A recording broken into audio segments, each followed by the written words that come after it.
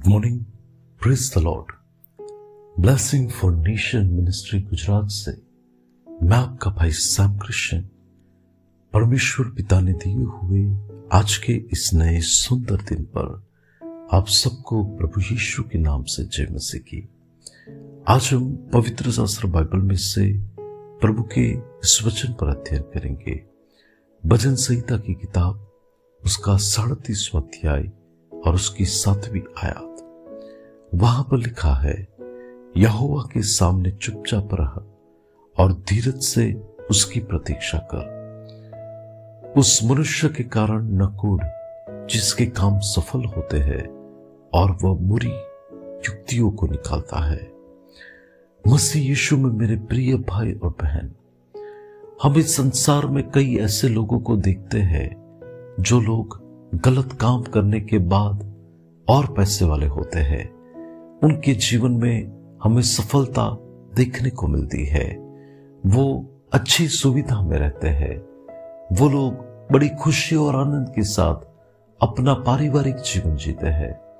तब ये सब देखकर कई बार हमारे हृदय में ऐसा होता है कि ये लोग दुष्ट कार्य करने के बाद भी इतने आशीषित कैसे हो सकते हैं? ये लोग गलत जीवन जीने के बाद भी सफल कैसे हो सकते हैं? और कई बार ये सब देखकर हम अपने आप को कोसकर परमेश्वर से कुड़कुड़ाते हैं और कहते हैं कि परमेश्वर ये तो गलत इंसाफ है, आपका न्याय सही नहीं है। ये लोग गलत काम करने के बाद भी अपने जीवन में हमेशा आनंदित रहते हैं और मैं दुखी रहता हूं। एक बार एक बहन ने मुझे बताया कि मेरे जीवन में मैं परमेश्वर का भय रखकर चलती हूं और मेरे साथ ये लोगों ने गलत कार्य किया, ये लोगों ने मेरे साथ विश्वासघात किया, ये लोगों ने मुझे सताया, मुझे परेशान किया, लेकिन फिर भी वो अपने जीवन में इतने सफल और आशीषित है। मैं तो रोती हुई मेरे दिनों को गुजार रही हूं, तो परमेश्वर का न्याय कहां पर है? तब मैंने उस बहन को भजन संहिता 73 पढ़ने के लिए कहा। मैंने कहा कि आप उसे पढ़ना, क्योंकि उस परिस्थिति के अंदर जो आप अभी महसूस कर रहे हैं उसका उत्तर उस अध्याय में है। और भजन संहिता 37 उसको भी यदि हम पढ़ते हैं तो वहां पर भी दुष्ट लोगों की सफलता के बारे में वो लोग बढ़ते हैं, उसके बारे में लिखा है, लेकिन वो लोगों के अंत के बारे में भी लिखा हुआ है। मसीह यीशु में मेरे प्रिय भाई और बहन, मेरा और आपका परमेश्वर वो तो सर्वोच्च न्यायाधीश परमेश्वर है। उसके न्याय में कभी कोई गलत बात नहीं होती। कई बार वो दुष्टों को बढ़ने देता है, वो लोग को ऊंचाइयों पर जाने का अनुभव भी देता है, इसलिए कि आगे जाकर उनको काटा जाए, उनकी सफलता को काटी जाए, उनकी दुष्टता को नष्ट किया जाए।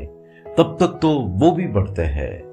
परमेश्वर के प्रिय लोग, जीवन के अंदर हमें कभी भी ये नहीं भूलना चाहिए कि परमेश्वर सच्चाई को और झूठ को दोनों को अलग करने वाला परमेश्वर है। परमेश्वर सब बातों को न्याय से देखने वाला परमेश्वर है। और हम यदि सच्चाई के मार्ग पर चलकर प्रभु की ओर देख रहे हैं तो निश्चित समय पर परमेश्वर उस जीवन को आशीषित करेगा।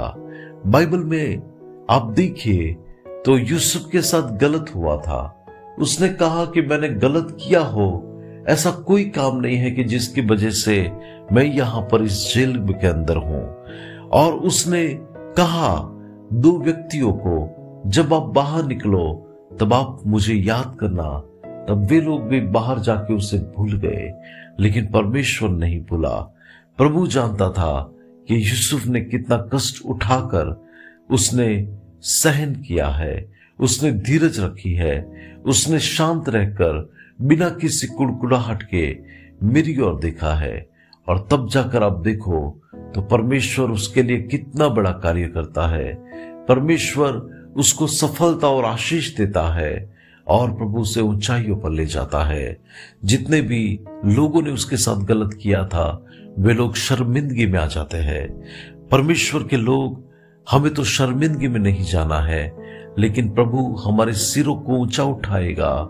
परमेश्वर हमें लज्जित नहीं होने देगा और परमेश्वर हमारे साथ अद्भुत रीति से कार्य कर कर हमें आशीष देगा। आइए आज के इस वचन के लिए हम प्रार्थना करें।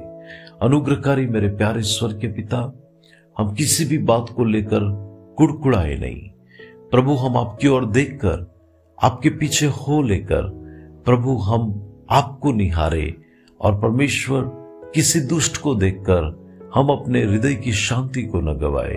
हम परमेश्वर गलत धारणा को न ले ले, ऐसा होने दे।